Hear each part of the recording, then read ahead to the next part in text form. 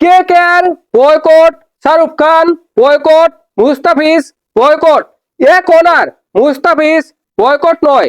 যদি মুস্তাফিজকে কেকেআর খেলায়, শাহরুখ খান খেলায়, তাহলে ওই মাঠে আক্রমণ করা হবে এবং কি মুস্তাফিজকে মেরে ফেলা হবে, এমনটাই হুমকি দিয়ে রেখেছে কলকাতার কিছু পাগল ছাগল লোকজন, ইন্ডিয়ার কিছু পাগল ছাগল লোকজন। দেখেন, এবারে আইপিএল এর নিলামে মুস্তাফিজ 9.20 কোটি রুপিতে দল পেয়েছে। মুস্তাফিজকে কেকেআর কিনে নিয়েছে। কেকেআর মুস্তাফিজকে চেহারা দেখে কিনে নেয়নি, এটা দেখে কিনে নেয়নি। মুস্তাফিজ 2025 সালে টি-20 ক্রিকেটে অসাধারণ খেলেছে এবং প্রতিটা আইপিএল মুস্তাফিজ অসাধারণ খেলে। সত্যি কথা বলতে কি, মুস্তাফিজ টি-20 ক্রিকেটে অসাধারণ প্লেয়ার, নাম্বার 1 ক্রিকেটার। এই কারণেই মুস্তাফিজকে কেকেআর 9.20 কোটি রুপিতে কিনে নিয়েছে। দেখেন, মুস্তাফিজের মূল্য 20 কোটি বা 25 কোটি হতে পারত যদি মুস্তাফিজের নাম আরেকটু আগে উঠতো নিলামে। মুস্তাফিজের মূল্য 9.20 কোটি রুপি হয়েছে, এটা অনেকটাই কম। বলতে পারেন কেকেআর মুস্তাফিজকে তুলার দামে স্বর্ণ কিনে নিয়েছে। অসাধারণ খেলতেছে মুস্তাফিজ, দুর্দান্ত খেলতেছে মুস্তাফিজ। মুস্তাফিজকে কিনে কেকেআর ঠকেনি, কেকেআর অনেকটাই জিতেছে, সেটা প্রমাণ করে দিয়েছে মুস্তাফিজ আইএল টি-20 তে।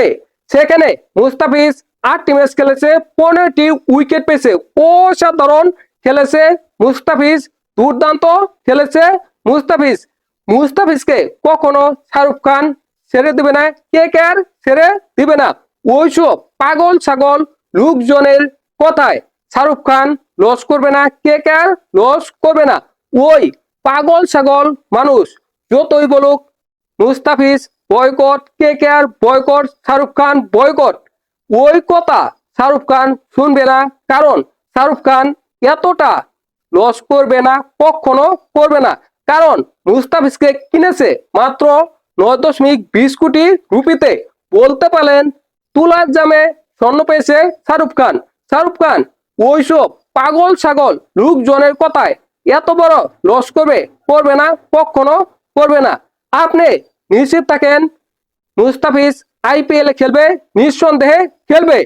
এখন যদি মুস্তাফিজকে আসলেই বয়কট করা হয়, তাহলে কি মুস্তাফিজের লস হবে? লস হবে না। মুস্তাফিজকে বয়কট করলে মুস্তাফিজ 9.20 কোটি টাকা পাবে, বাংলাদেশ ওই টাকা পাবে। মুস্তাফিজ সম্পূর্ণ টাকা পাবে, এটা নিঃসন্দেহে বলা যায়। কারণ মুস্তাফিজ খেলতে চাচ্ছে, কেকেআর বাদ দিবে, সেক্ষেত্রে মুস্তাফিজ সম্পূর্ণ টাকা পাবে। অর্থাৎ বাংলাদেশের কোনো লস হবে না। লস হবে আইপিএল এর, লস হবে ইন্ডিয়ার, লস হবে কেকেআর এর, লস হবে শাহরুখ খানের। দেখেন, মুস্তাফিজকে যদি আইপিএল থেকে বাদ দেওয়া হয়, তাহলে বাংলাদেশের লোকজন আইপিএল বয়কট করবে, এটা নিঃসন্দেহে বলা যায়। যদি মুস্তাফিজ নিলামে দল না পেত, তাহলে সেটা অন্য বিষয়।